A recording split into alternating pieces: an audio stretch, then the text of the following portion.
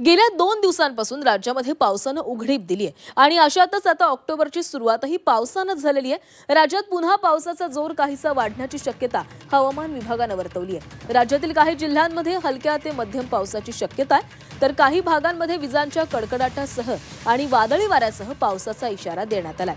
या पार्श्वभूमीवर शेतकरी आणि नागरिकांनी सावधगिरी बाळगावी असं आवाहन करण्यात आलेलं आहे। मुंबईसह कोकण विभागातील सर्वच जिल्ह्यांमध्ये मध्यम स्वरूपाच्या पावसाची शक्यता आहे।